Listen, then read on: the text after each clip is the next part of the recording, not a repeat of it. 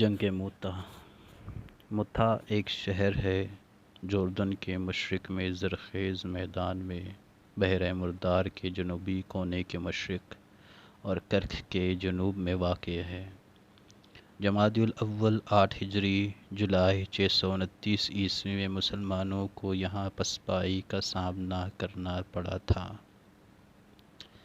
جب آپ صلی اللہ علیہ وسلم زیارت کعبہ سے واپس آئے تو آپ صلی اللہ علیہ وسلم کو خبر ملی کہ شام کی سرحد پر عیسائی عرب قبائل یہودیوں اور کفار کے اکسانے پر بغرض جنگ جمع ہو رہے ہیں تاکہ مدینہ پر حملہ کیا جا سکے۔ تحقیقات کی غرض سے آپ صلی اللہ علیہ وسلم نے 15 افراد کی پارٹی روانہ کی، جنہوں نے دیکھا کہ واقعی لشکر جمع ہو رہا ہے۔ اسلام دوستی اور خدا پرستی کی بدولت انہوں نے واپس آنے سے قبل تبلیغ اسلام مناسب سمجھا۔ اسلام کی دعوت پر لشکری مشتعل ہو گئے۔ آنن فانن مسلمانوں پر چاروں طرف سے تیروں کی بارش ہو گئی۔ بھاگنے کی بجائے وہ بھی ڈٹے رہے اور لڑتے لڑتے جام شہادت نوش فرما گئے۔ رسول کریم صلی اللہ علیہ وسلم نے پھر ایک شکایت نامہ ایک صحابی حارث بن عمیر رضی اللہ عنہ کے ہاتھ غسان قبیلہ کے رئیس شرحبیل کو بھیجا۔ یہ بصرہ کا حاکم بھی تھا۔ متاح نامی مقام پر حضرت حارث رضی اللہ عنہ نے پیغام رسول صلی اللہ علیہ وسلم پہنچایا، مگر اس نے رسیوں سے باندھ کر انہیں شہید کر ڈالا۔ خیال کیا جاتا ہے کہ شرحبیل نے ان کو اس لیے شہید کیا کہ کہیں آپ صلی اللہ علیہ وسلم کا پیغام بادشاہ روم تک نہ پہنچ جائے۔ حضرت حارث رضی اللہ عنہ کی شہادت کی خبر ملنے پر آپ صلی اللہ علیہ وسلم نے 3000 کا لشکر زید بن حارثہ رضی اللہ عنہ کی کمان میں بھیجا۔ متبادل کمانڈروں کے طور پر آپ صلی اللہ علیہ وسلم نے جعفر رضی اللہ عنہ ابن ابی طالب اور عبداللہ رضی اللہ عنہ بن رواحہ مقرر کیے۔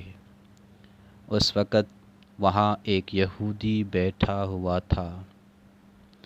اس نے کہا کہ یہ تینوں آدمی ضرور شہید ہوں گے، کیونکہ اللہ تعالیٰ نبی کی ہر بات پوری کرتا ہے۔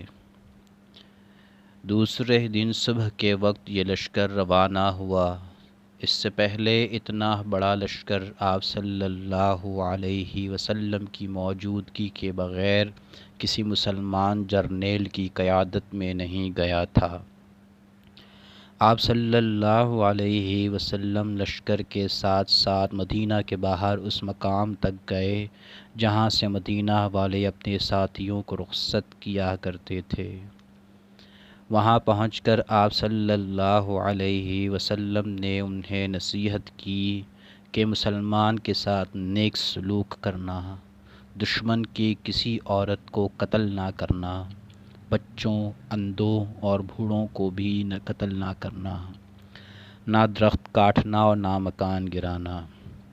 یہ نصیحت کر کے آپ صلی اللہ علیہ وسلم واپس لوٹے اور زید بن حارثہ رضی اللہ عنہ لشکر لے کر شام روانہ ہو گئے۔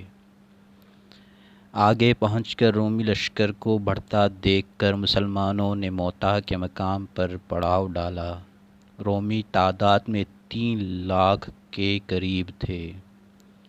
جنگ شروع ہونے پر مسلمانوں کے کمانڈر زید بن حارثہ رضی اللہ عنہ شہید ہو گئے۔ تب فوج کا جھنڈا حضور صلی اللہ علیہ وسلم کے چچا زاد بھائی حضرت جعفر رضی اللہ عنہ بن ابو طالب نے اپنے ہاتھ میں لے لیا۔ جب آپ رضی اللہ عنہ نے دشمن فوج کے اہلے کو آگے بڑھتے دیکھا تو اپنے گھوڑے سے کود کر اس کی ٹانگیں کاٹ ڈالیں۔ مطلب یہ تھا کہ میں واپس جانے کے لیے تیار نہیں، جلد ہی آپ رضی اللہ عنہ کا دایاں ہاتھ کٹ گیا۔ تب آپ رضی اللہ عنہ نے بائیں ہاتھ سے جھنڈا اٹھا لیا۔ جب دشمنوں نے بایاں ہاتھ بھی کاٹ ڈالا تو آپ رضی اللہ عنہ نے دونوں ہاتھوں کے ٹھنڈوں کے سہارے جھنڈا سنبھالے رہے اور اسی حالت میں خالق حقیقی سے جا ملے۔ ان کی شہادت کے بعد کمان عبداللہ رضی اللہ عنہ بن رواحہ نے اپنے ہاتھ میں لی، مگر وہ بھی شہید ہو گئے۔ اب مسلمانوں کے پاس کوئی قائد نہ تھا۔ قریب تھا کہ وہ میدان چھوڑ جاتے۔ خالد بن ولید رضی اللہ عنہ آگے بڑھے اور جھنڈا اٹھا لیا۔ انہوں نے لشکر کے پچھلے تازہ دم حصے کو آگے کر دیا اور دائیں بائیں نعرے لگاتے ہوئے سرعت سے آگے بڑھے۔ دشمن سمجھا کہ کمک پہنچ گئی ہے، وہ پیچھے ہٹا اور آپ اپنی فوج نکال لائے۔ رسول کریم صلی اللہ علیہ وسلم کو اس واقعے کی خبر اللہ تعالیٰ نے وحی کے ذریعے دی۔